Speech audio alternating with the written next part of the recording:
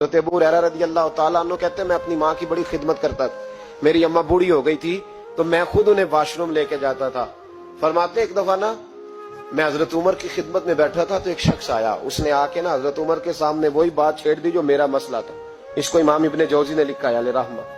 कहते वो कहने लगा हुजूर एक बात पूछनी है जनाब अमीरुल मोमिनीन रज़ी अल्लाह तआला अन्हु। फरमाने लगे पूछो। कहने लगा हुजूर मेरी अम्मा बड़ी ज़ईफ और बूढ़ी हो गई है, मुझे आवाज देती है बेटे दौड़ के आना, मैंने पेशाब करना है। मैं दौड़ के जाता हूँ, माँ को उठाता हूँ, मेदा कमजोर है, बुढ़ापा है, तो मैं बाथरूम तक जाता नहीं, अम्मा पहले मेरे ऊपर पेशाब कर देती है। हुजूर जब मैं छोटा था मैं अम्मा पे पेशाब करता था, अब अम्मा मेरे ऊपर करती है, हक तो अदा हो गया ना। वही काम जो मैं अम्मा के साथ करता था अम्मा मेरे साथ करती है। तो कहते हजरत उमर मुस्कुराए, फरमाने लगे नहीं दोस्त कोई हक अदा नहीं हुआ। कहने लगा हुजूर कैसे नहीं हुआ, मैं वही सारी ड्यूटी कर रहा हूं। कहते पहले उमर मुस्कुरा रहे थे, अब फारूक आजम की आंखों में आंसू आए। फरमाने लगे तेरी और तेरी माँ की सोच में बड़ा फर्क है और इस्लाम में दारो मदार नियतों और इरादों पे है। कहा हुजूर क्या फर्क है?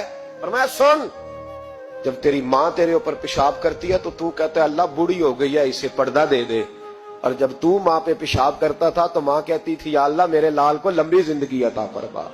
फरमाया तेरा और तेरी माँ की सोच में तू तो पर्दे की दुआएं मांगता है कि अल्लाह बड़ी बूढ़ी हो गई अब तो बाथरूम नहीं जा सकती, इसे संभाल ले। फरमाया ये फर्क है, माँ ने भी कभी दुआ मांगी थी।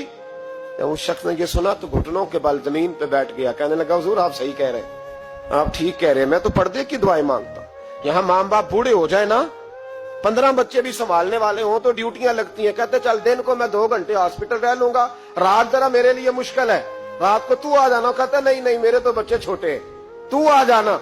माँ ने तो नहीं कहा था कि चौथे को मैं कैसे संभालूं, छठे की मैं किस तरह फिक्र करूं। कभी ऐसा हुआ है कि छठा बच्चा पैदा हुआ हो और पहले की माँ ने कपड़े ना बदले हो, 5वें बच्चे को रोटी दी हो और पहले को भूल गई हो।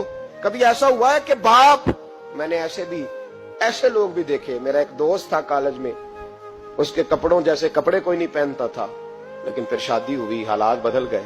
तो एक दिन मैंने उसे कहा मियां तेरा क्या हाल हो? कहने लगे छोड़ो दौर गुजर गया है, तुम्हें पता है आमदन थोड़ी है, खर्चे ज्यादा हैं, तो बीवी से कहता हूँ कि बच्चों को बना ले, हमारी खैर है। बाप ने तो जवानी तुझे दे दी, उसने तो जवानी तेरे नाम कर दी, कुछ नहीं अपने लिए रखा, और तेरा टाइम आया है तो तू अब्बे से हिसाब करता फिरता है कि अब्बा जी पिछले महीने भी 5000 दिया था, आप पैसों का करते क्या है? वो पिछले 4000 दिया था वो किधर? अब्बा से हिसाब पूछता है। अगर कभी अब्बा बैठा ना हिसाब करने तो 2 दिहाड़ियों का हिसाब नहीं तू दे सकेगा। अगर वालिद कभी बैठा तो खुदा माँ बाप के नाफरमान की ना यहाँ कोई पहचान होगी और ना वहां कोई पहचान।